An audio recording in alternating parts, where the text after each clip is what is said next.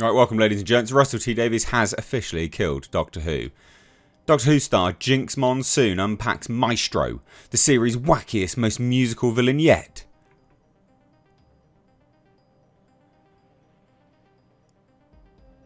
What are we doing? What are we doing with this utter nonsense? Yeah, Russell T Davies has utterly destroyed this show. Viewership will absolutely unequivocally represent that as well. I don't think anyone's going to even be bothered to hate watch this, genuinely. So let's take a look. This is obviously a man, just as an FYI. Doctor Who's Ncuti Gatwa just faced off against the franchise's wackiest, most over-the-top villain yet. And that was before they started singing. Enter RuPaul's Drag Race superstar. This is someone that's been cast in a kids show. Predominantly a children's show. Jinx Monsoon as Maestro.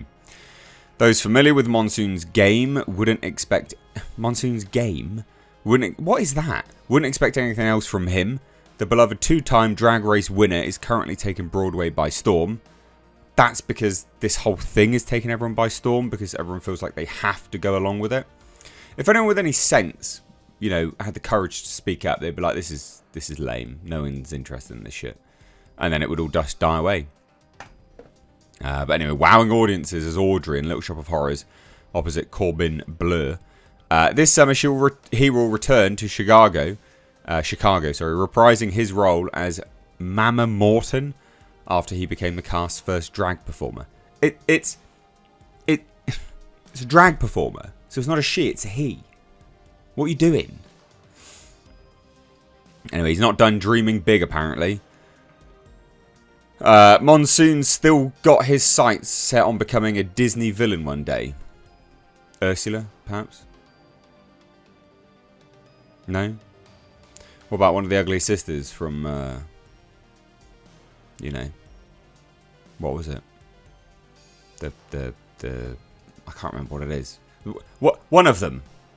I don't watch Disney.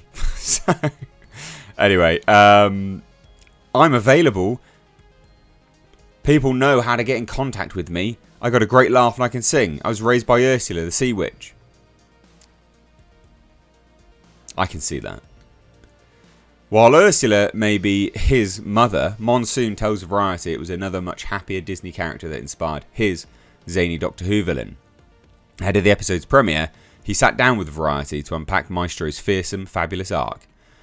Just be prepared for utter bollocks, because that's what this show is going to be full of now, just as an FYI. Full of, quite literally, actually, utter bollocks. But I also just want to show you, just real quick, the Rotten Tomatoes, because Rotten Tomatoes, people are not happy with it already. People are not happy with it already. So we'll scroll through this. This is Rotten Tomatoes. The show itself here. Let's look at the seasons. Oh, have they actually cut seasons off now? They have. Huh. That's funny. Oh, because they're doing this as like a season 1 thing now. That's okay. So anyway, well, here you go. Season 1. They're calling it Season 1. I don't understand why they're calling it Season 1. It's not Season 1. Season 1 under Disney. But, yeah, 47% people hate it. Justified. 100% fresh on critics. Cope. Or stop the cap. Whatever. This is nonsense. Anyway, let's take a look at this garbage. Maestro's larger than life. What was your first reaction to reading about him in the script? It's one of those once-in-a-show kind of characters. Maestro feels to me in the same realm as the genie in Aladdin, and just exists entirely on their plane. Entirely antagonistic. They can reference anything they want. They can break the fourth wall. To be trusted with such a character, I still don't know what I did. Probably suck someone off. I don't remember selling my soul to the devil, but it sure feels like it. You probably sucked Russell T Davies off, mate. Like, let's get real here. Come on now. You probably did, didn't you? Dirty. Was the devil's chord playing when you accepted the role? No, thank God. It was all very gentle and friendly. It was polite chat amongst friends. Showrunner Russell T Davies is just one of the nicest and loveliest people I know. As far as writers go, he's one of my favourites. All of his writing is so prolific and important. It's not important at all. And I know we're talking Doctor Who, but anyone who has not seen It's a Sin needs to stop what they're doing and see it. Be prepared to cry. It'll be worth it. That's the show that was all about the AIDS epidemic, where like gay people just couldn't rubber up, so they obviously got diseases. Like, just put something on it, mate. Like, I don't care that you're a degenerate. Like, I don't care. If you didn't rubber up and you caught AIDS, that's your fault. Sorry. What do you want me to say? Don't be disgusting. The same way, like, no one's going to cry like when a woman gets pregnant because they're going to go, well, you should have used protection. Same way, that's the same thing for men. If you're gay and you're getting AIDS, that's your fault. Rubber up. Anyway, Maestro's episode is anchored around Ruby, Millie Gibson, desire to see the Beatles recording in 1963. If you had a TARDIS, what would you want to witness? I'd want to see Elaine Stritch at Liberty. I'd want to see Judy Garland at Carnegie. And as for world events, they're always overrated. I will say this, like, genuinely, I think they probably had some fun with Russell T Davies. They're friends, apparently, so it's definitely, like, who you know. There's no quality here. Anyway, so back to Maestro. The Doctor, who never hides, is terrified of him. When you first signed on, did you realise the scope of how big this villain is in this overall Doctor Who universe and just how fearsome they are? I had a bit of an idea. The closer we got, and as soon as on set, I understood that this character is a piece of something larger, and that was very exciting. I'm a comedic actor, but you look like one. You look like a clown. But if I'm going to play a villain, if I'm going to play a monster, I want to achieve being threatening in some way. I'm glad that there were actual scary bits to it. I love an actor who can turn on a dime and make you laugh one moment and scare you shitless the next. Who are your inspirations? Let's take a look. Any Disney villain research? That's because they're trying to claim this as a Disney show now, which it kind of is. Anyway, so yeah, drag queen, queer people apparently was inspiration. Michelle Gomez as Mistress. I mean, oh God, there's more. Ncuti Gatwa's new Doctor has unfortunately faced a barrage of racist, homophobic backlash to his casting. Do you have a message for those online trolls? I can't wait for what message it is that you, a drag queen, is going to say. I used to try to find diplomatic ways to talk about this, and now, truly how I feel is, who gives an F what bigots think? It's not bigoted to have an issue with them randomly making someone black and gay, and also hiring someone quite literally because they're black and gay. That's just stating the obvious truth. You can call everyone a bigot, you can call everyone racist, you can call people homophobic. No one cares anymore because we still have a point.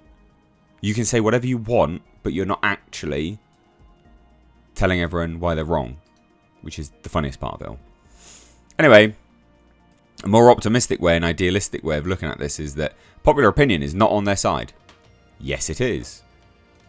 Yes, it actually is. And trust me, the ratings will say that as well. So, yeah, no, actually, popular opinion is on our side.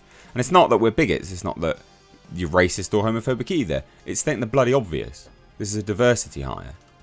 Anyway, whatever.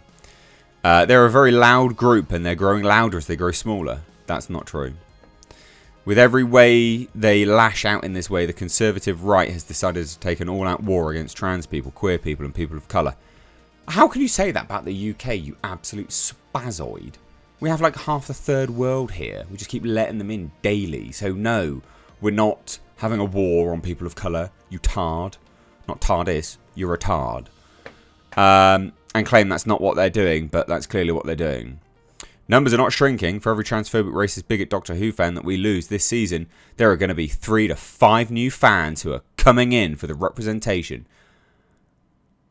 Oh, good luck then, because they don't consume shit. Good luck, because they don't have any money either, because they don't believe in that, and they don't work. So good luck, I guess. So to those fans who are not fans, I say, don't let the door hit you on the way out. That's the most gayest thing I've read today. What was it like wearing and getting into the grand piano dress? It was a 3-person job, blah, blah, blah. What else is in there? If you'll indulge us in one drag race question, what did you think of Nymphia? Nymphia wins. Or Nymphla wins. Nymphla wins. This stuff shouldn't be in a kids' show, sorry. Anyway, I don't have anything else to say about this. This is super gay, to be honest. There you go. Russell T Davies has utterly destroyed Doctor Who. This is the new villain. Absolutely, unequivocally earned this, haven't they? So yeah, this is going to just bomb more and more and more and more and more. And this whole 100% rating on Rotten Tomatoes, that is massively predictable. Hugely predictable. Ridiculous.